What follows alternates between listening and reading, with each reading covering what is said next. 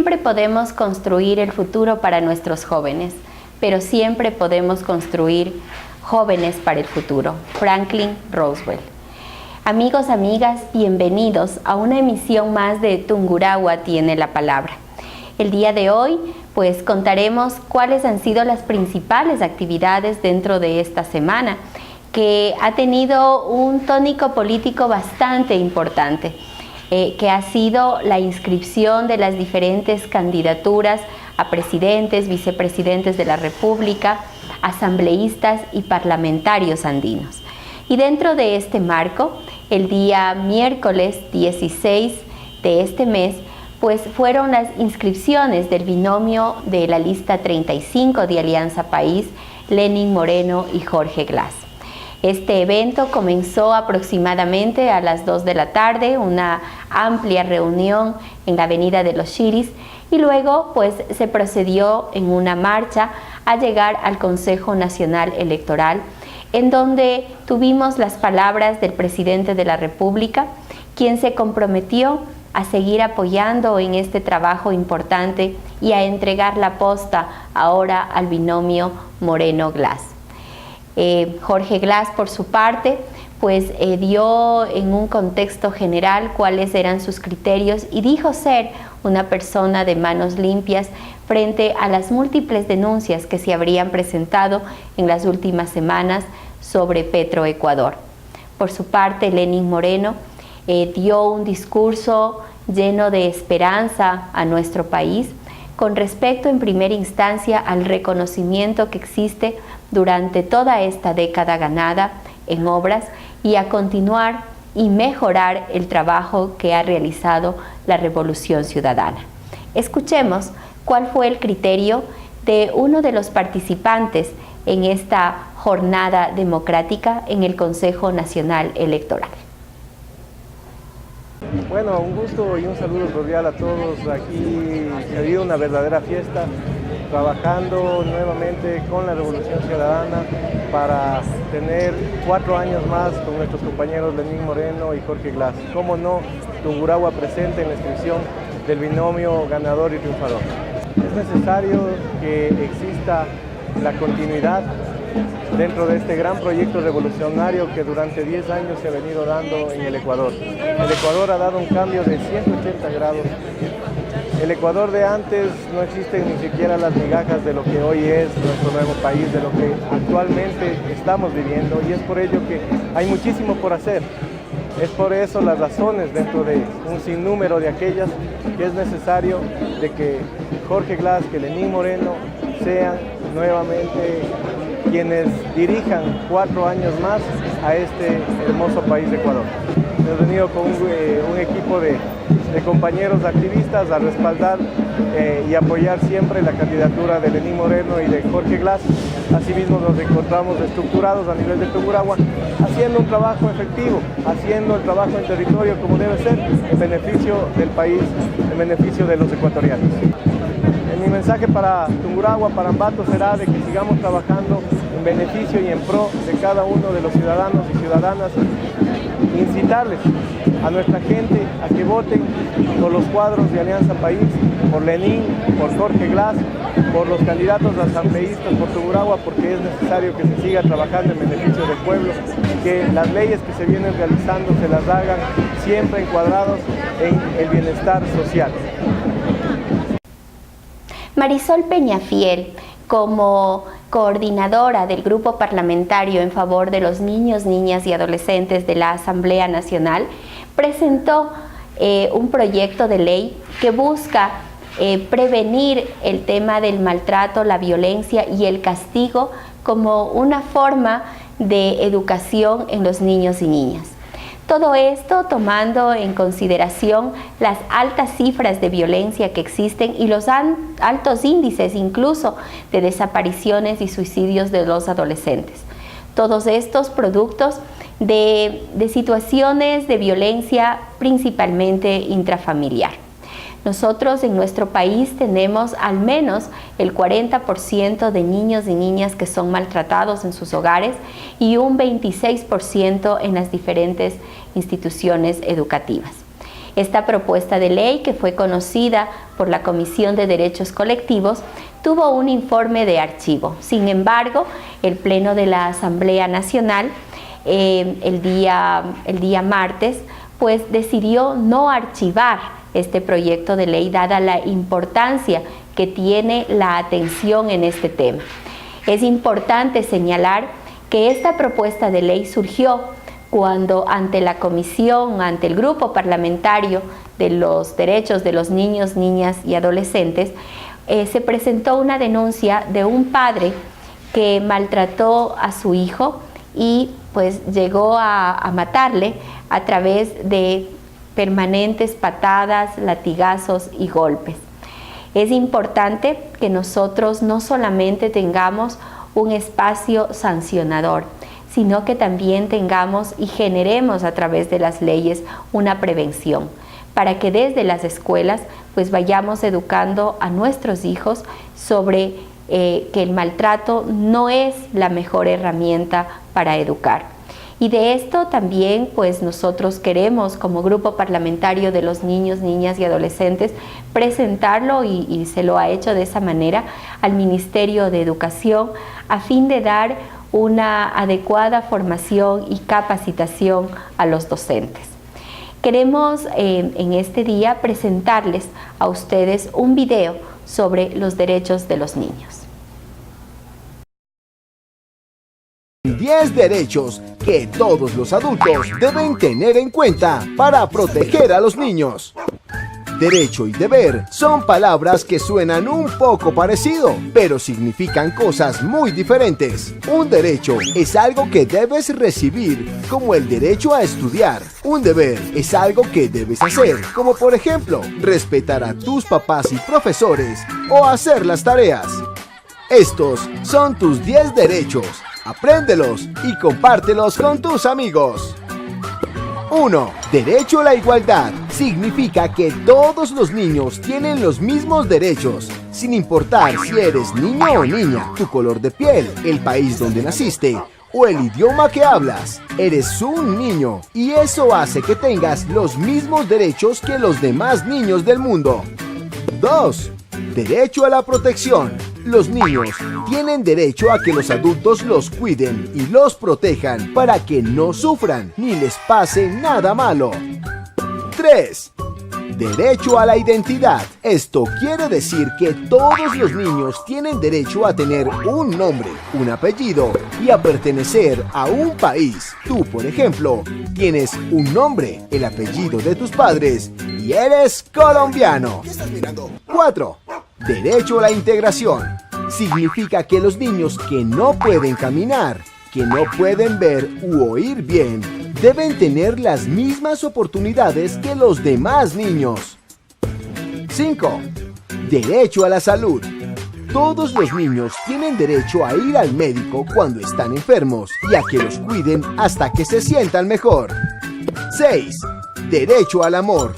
Los niños tienen derecho a que sus padres y familiares les brinden amor y comprensión. Asimismo, tu deber es ser un hijo amoroso. 7. Derecho a la educación. Tú y todos los niños del mundo deben tener la oportunidad de ir al colegio. Y tú tienes el deber de sacarle el mayor provecho a las clases, hacer tus tareas e interesarte por aprender todos los días. 8.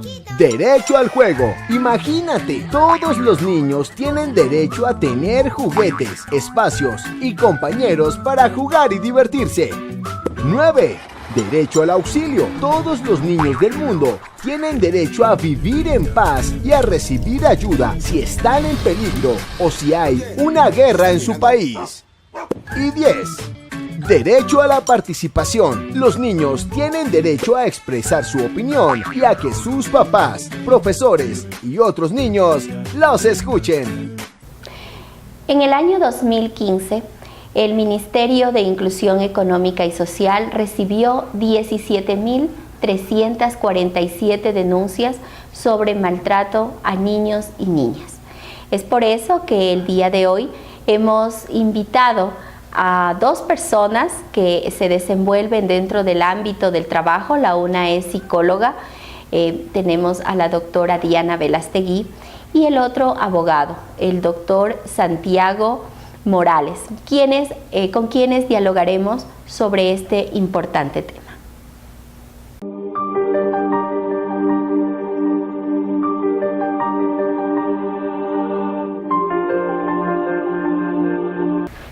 Y ahora en Tungurahua tiene la palabra, vamos a dar inicio a nuestro segmento de invitado especial. En esta oportunidad hemos invitado a la doctora Diana Velastegui, ella es psicóloga clínica, quien nos va a hablar sobre cuál es la influencia que tiene el maltrato dentro de los niños. ¿Cómo estás, Diana? Buenas tardes, doctora. Muchas gracias primero por la invitación acá a su canal. Y bueno, me siento muy a gusto de estar aquí para despejar cualquier duda acerca de lo que tengamos en la parte psicológica para lo que era el castigo corporal como método educativo. Bueno, se ha naturalizado la violencia en contra de las mujeres y en contra de los niños. Culturalmente, ¿por qué se da esto dentro de la sociedad? Bueno, culturalmente, de hecho, muchos años atrás, como usted decía, esto se veía culturalmente aceptable, porque en cierta forma se había por tipo de evolución, a las mujeres siempre hemos tenido el rango de vulnerabilidad, al igual que los niños. Sin embargo, las mujeres, como ha pasado ya hace un siglo atrás, tenemos nuestra protección y nuestro amparo en derecho y también con personas que nos pueden representar. Sin embargo, los niños no poseen ese mismo derecho, ya que por el hecho de estar en un grupo muy vulnerable, no tienen esa jurisprudencia y tampoco una persona que los represente de una manera legal. Entonces, esto sí va muy importante, ya que los niños no tienen voz en este caso y no hay una persona que ampare sus derechos. ¿Y qué efectos tiene este castigo dentro de los niños y las niñas? Bueno, para los padres o las personas que ejercen este cierto tipo de castigo, en sí los efectos se pueden ver como positivos de cierta manera, porque ya en sí extinguen la conducta, pero de una manera solamente temporal. Sin embargo, los efectos negativos son mucho más amplios que los efectos positivos, entre comillas, porque ningún castigo es visto en sí como un tipo de educación.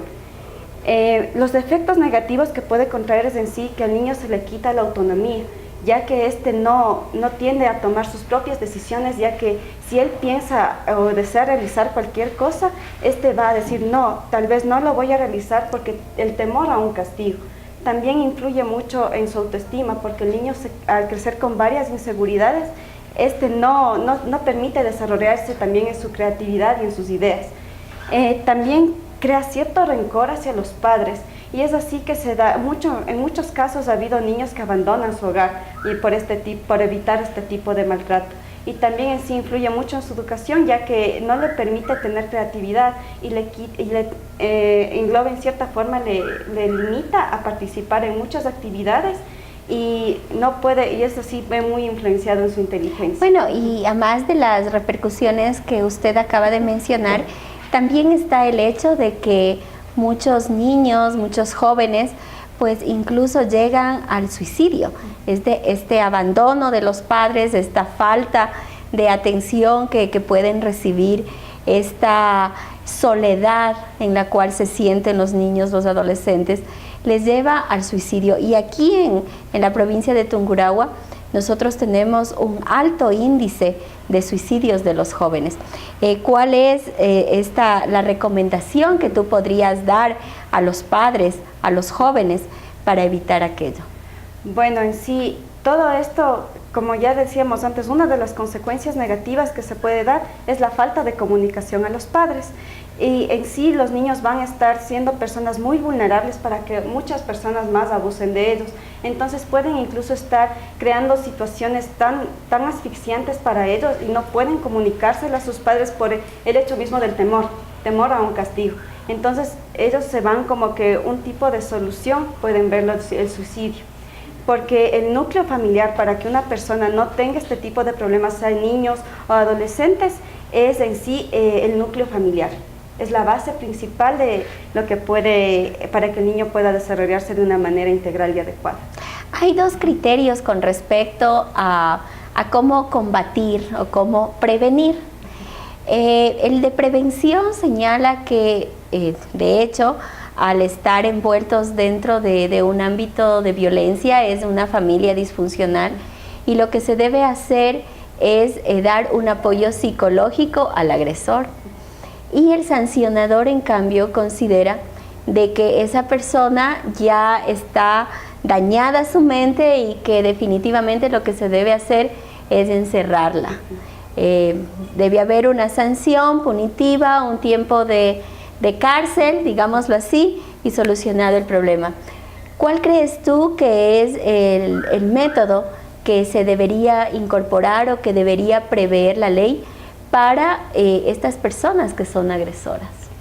Bueno, sí es muy importante tener en cuenta que es importante un tratamiento psicológico para la prevención de estas conductas, porque muchos de los adultos o las personas que se encuentran ejerciendo este tipo de violencia han sido ya educadas de la misma forma.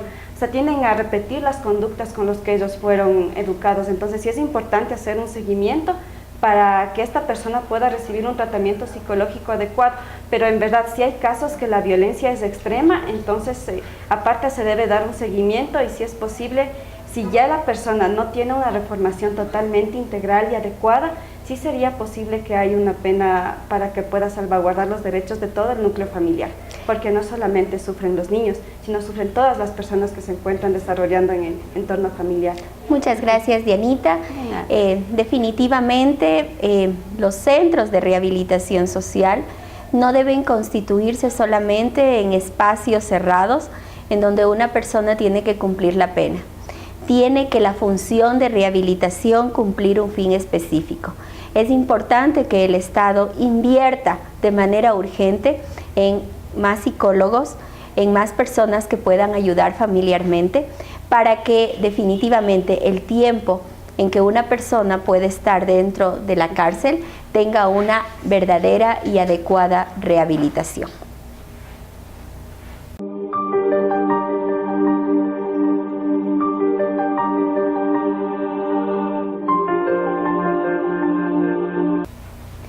Y para darnos más luces en cuál es la realidad de la criminalística y cuál es la necesidad de contar con adecuados centros de rehabilitación, pues ahora estamos con el máster Santiago Morales. Él es constitucionalista, experto en derechos sociales.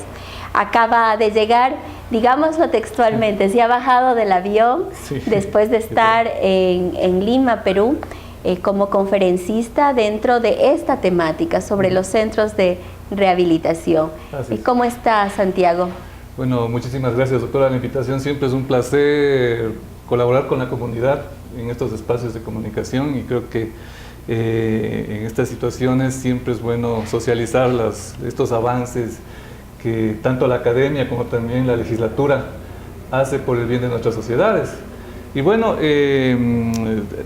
actualmente se ha hablado bastante de los temas de rehabilitación social y el derecho penal como una tendencia no solamente local, sino a nivel regional, sobre los asuntos en los cuales tenemos que enfocarnos para tener un poco más de humanismo cuando aplicamos penas, cuando los ciudadanos están dentro de los procesos penales. Eso es algo que muchas veces se critica, ¿no? Dice, les dan poca pena a los delincuentes, a las personas que maltratan. ¿Tú consideras que esa es una visión social adecuada? Sí, exactamente. Lo que acaba de decir usted, siempre ha sido criticado esa tendencia. Desde el siglo XVII, cuando recién se proponía el humanismo en las penas, hasta el día de hoy, siempre le vemos a la persona sancionada como una persona que es la persona que hay que apartarla de la sociedad, y sin darnos cuenta a veces, directa o indirectamente, nosotros le estamos maltratando, si el tema es así. Y el maltrato es eso, la disociación, el aislamiento, esa forma de verle como un objeto a la persona y separarle totalmente de la sociedad. ¿Y cómo proteger a los niños, por ejemplo, que son maltratados de estas personas? Exactamente. Bueno, el asunto aquí se puede analizar desde su punto de vista social. O sea, los niños, generalmente los niños, niñas y adolescentes están dentro de un parámetro de crecimiento y un parámetro de formación. En ese estado, lo que los niños no tienen es un espacio donde la familia o los responsables de ellos estén adaptados para enfrentar ese tipo de conductas que actualmente tenemos. Técnicamente los niños han evolucionado casi con el doble de conciencia a nivel social de lo que nosotros éramos en nuestras generaciones. Y es por eso que lo que no ha evolucionado es la conciencia de los padres y las personas responsables. Y por eso le vemos como que una conducta rara, una conducta malcriada, una conducta fuera de foco. Y igual lo que pasa con las personas que están fuera de, o están procesadas penalmente o están sancionadas. Les vemos como personas que están fuera de un rango social. Y en este asunto no ayudamos a que se incorporen. No ayudamos a que se incorporen, se rehabiliten, se resocialicen. No ayudamos a que nuestros niños y adolescentes crezcan con una formación adecuada de derechos, de defensa de derechos, de conciencia sobre sus derechos. Y no es culpa tal vez del Estado, sino a veces es la sociedad o la familia la que a veces tratamos de ocultar, y ese fenómeno de invisibilización es el que todos los días sigue afectando esos derechos. Tú como presidente de la Junta Cantonal de la Niñez y Adolescencia en la ciudad de Ambato, ¿cuál fue tu experiencia ahí? Bueno, con respecto a este tema, precisamente. Tomemos en cuenta, doctora, que Ambato y la provincia de Tungurahua desde la década de los 90 tiene altos índices de violencia intrafamiliar, y esto se suma a la violencia en niñez y adolescencia. En el último periodo, hace 2 años se hizo una estadística sobre esta situación, coincidíamos también que Ambato tenía un alto índice de violencia contra niños, niñas y adolescentes, especialmente efectuado este tipo de maltrato por las mujeres, pero mujeres que eran a la vez maltratadas por sus parejas. Es decir, un círculo se sigue, ¿no? Eso es cíclico. La violencia genera violencia. Sí, padres violentos generarán mujeres violentas, hijos niños violentos. Y estos niños repercuten en la escuela y en la sociedad. Eso es algo que debemos cortar. Más que la sanción, entonces significa la prevención. ¿Qué podríamos nosotros recomendarles a las mamás, a los papás, si es que ellos identifican que su pareja es violenta? Exactamente, y bueno, la palabra que usted acaba de decir es la tendencia actual del derecho sancionatorio, que ahora se llama. Es esto de prevenir, las leyes preventivas, las leyes de conciencia social un poco más profundas hacia lo que nosotros queremos proponer como defensores, como autoridades, como políticos, como familia, como sociedad. Es mejor prevenir que sancionar. Exacto, y eso creo que en algún momento la prevención no se tomaba muy en cuenta, más que en una forma solidaria de la sociedad. O sea, si es que a mí me nacía establecer un procedimiento de prevención, lo hacía, si es que no.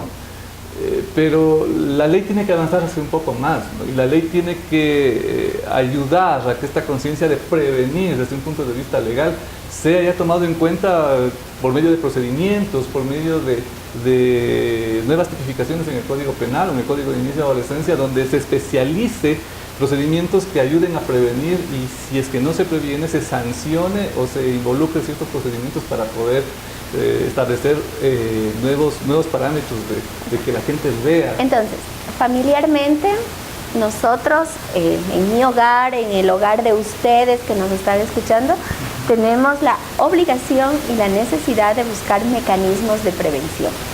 ¿Cuáles y a dónde debemos acudir para encontrar esos mecanismos de prevención? ¿Qué es lo que, si en mi casa yo siento que mi esposo es violento, yo siento que mi esposa es violenta, y eso está generando algo negativo en el hogar, que está repercutiendo y que está haciendo que nuestro hogar sea disfuncional?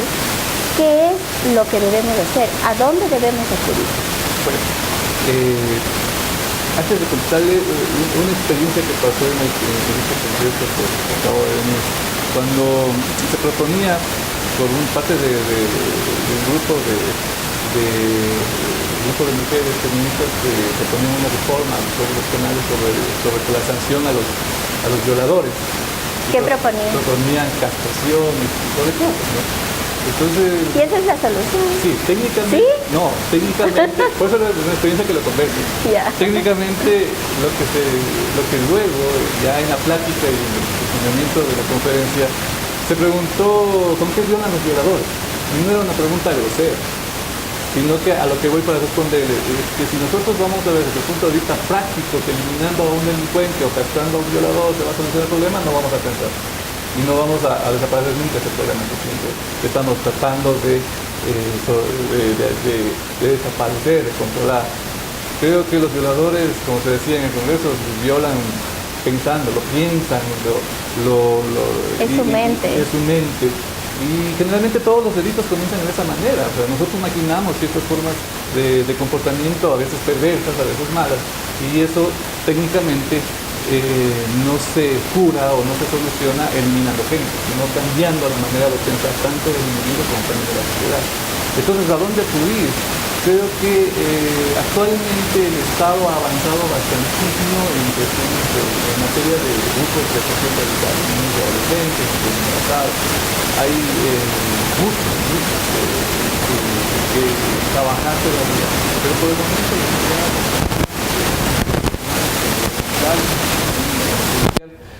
han ayudado bastante para poder por lo menos controlar y no solamente enfocarnos en el método sancionatorio, sino también en lo que acabó de decir también la doctora sobre los procedimientos psicológicos, sociales, de reinserción, de incidencia social, pero en la forma de cómo yo me debo comportar como ciudadano frente a la familia, frente a mis hijos, frente a mi esposa, frente, bueno, a todo el mundo.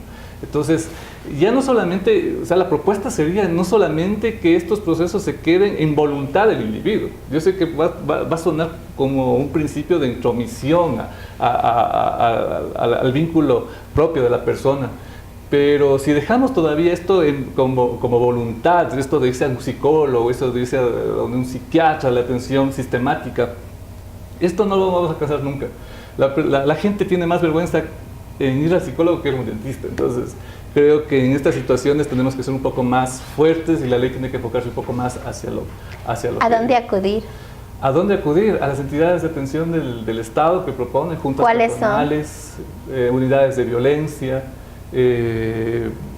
todos los servicios que ofrece el Estado a través de sus servicios de salud pública, servicios de justicia, las unidades de familia. Actualmente creo que era algo latente que pedían desde mucho tiempo atrás una nueva reforma con esto de las comisarías de la mujer que había antes, y actualmente las unidades de violencia son unidades un poco más especializadas, entonces se puede hacer una atención más integral sobre esta situación. Entonces la gente tiene que ver que en estas situaciones no solamente se trata justicia cuando nosotros hablamos de maltrato o violencia, sino también se trata de una perspectiva de futuro para poder prevenir no solamente a nuestra familia, sino a los que vienen en nuestra familia.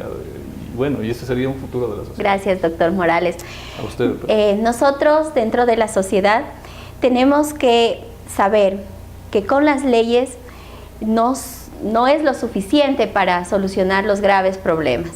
Hace falta un cambio de conciencia, un cambio cultural, y en eso estamos involucrados todos. Es necesario que los abogados dejen solo de ser abogados y busquen la sanción a estos temas. Necesitamos que los psicólogos solamente vean la parte psicológica y también se apoyen en otros profesionales, como por ejemplo los abogados. Es necesario que las trabajadoras sociales tengan una intervención más activa para saber cuál es el entorno familiar de aquellas familias en donde se está generando la violencia intrafamiliar. Es necesario que comencemos todos los profesionales a generar grupos de apoyo para realmente en un trabajo interdisciplinario poder atender los diferentes casos en los temas fundamentalmente de familia. Recordemos que detrás de cada persona violenta hay una historia que contar. Recordemos que si como ciudadanos conscientes no denunciamos temas de violencia que nosotros sabemos existen, pues también estamos siendo cómplices de lo que en un futuro podría ser un delito. Ahí sí está permitido entonces el intrometernos, el estar pendientes de lo que pasa en esa familia y denunciarlo. Apoyémosles, y nos ha dicho el doctor Santiago Morales, existe dentro de las juntas cantonales de protección de derechos, equipos interdisciplinarios, existen instancias del Estado en donde nosotros podemos acudir. Es tarea de todos el ir cambiando la sociedad y es el futuro de nosotros, esos niños que ahora están creciendo.